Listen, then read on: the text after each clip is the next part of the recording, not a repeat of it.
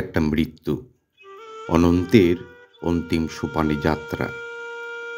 এই চরম সত্যের সামনে বোঝা যায় জীবনের সামান্যতা। অনন্তকালের অন্তিম সোপানে নবজীবনের সূচনা। অনন্তের পথে চিরস্থায়ী আবাসস্থলের দিকে যাত্রা। না ফেরার গল্প, অভিমান, অভিযোগ, পাওয়া না পাওয়ার হিসাব নিকাশের পরিবর্তে শুধু একটাই চিন্তা, যদি সব অর্জন দিয়েও এই কঠিন পথটা পার হয়ে স্বর্গ অবধি পৌঁছতে পারতাম। কাকে হারালাম, অর্জিত সম্পদ কে নিয়ে গেল, হাজার কষ্টে অর্জিত ডিগ্রি, পদমর্যাদা, ক্ষমতা আর প্রিয়জন সব কিছুই এখন যে মূল্যহীন, নিষ্প্রয়োজন। আসলে আমার কিছুই হলো না, আর হবেও না। কেন জানি খুব অসহায় বোধ হয়। কিছুই তো হলো না, হতে পারলাম না। না হতে পেরেছি সন্তান, না স্বামী, না হতে পেরেছি বাবা, না স্বজন, কিছুই না। সকলই নামমাত্র অযোগ্যতায় পরিবেষ্টিত। সময়ের কষাঘাতে, শারীরিক পরিবর্তনে আজ আমি অনেকটাই ভীত। এই ভেবে আমার কিছুই করা হলো না, বোধ করি আর হবেও না।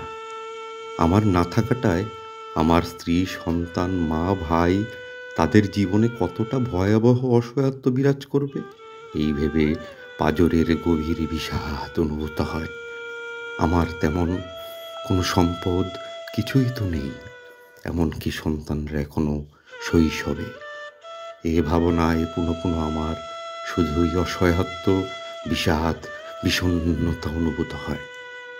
এক অযোগ্য সন্তান, পিতা, স্বামী, স্বজন, সহায় সম্বলহীনের একটাই তো আহুতির শেষ আশ্রয়, শুধুই তার তোরে রেখে যাওয়া। বেঁচে থাকার নিমিত্তে আমি উত্তরসূরিদের ভবিষ্যৎ জীবন কোনো প্রকার অসহায়ত্ব প্রাপ্ত হোক, আমি বেঁচে থাকা চাই না। আমি নিশ্চিত করেই জানি চলে যেতে হবে চিরস্থায়ী আবাসন অনন্তের পথে। এক এক করে সময় ফুরিয়ে আসছে, অসহায়ত্ব নিয়েই যেতে হবে অন্তিম সোপানে। জানি একদিন হুট করেই মৃত্যু চলে আসবে। আমাকে অপ্রস্তুত দেখেও মৃত্যু কখনোই ফিরে যাবে না। আমাকে আরেকটি বার শুধরে নেয়ার সুযোগও দেয়া হবে না। পরকালের পাথেয় ছাড়াই আমার জীবনের পরিসমাপ্তি ঘটবে। আমিও ভাবার মতো ফুটো হয়ে যাব। একদিন ঠিকই ভুলে যাবে সকলে, মুছে যাবে সকল স্মৃতিচিহ্ন।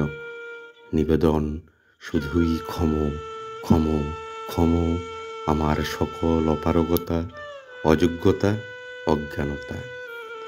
একটা মৃত্যু সুনির্দিষ্ট, সুনিশ্চিত জীবনের চিরন্তন সার বস্তু, অনন্তের পথে সূচনা।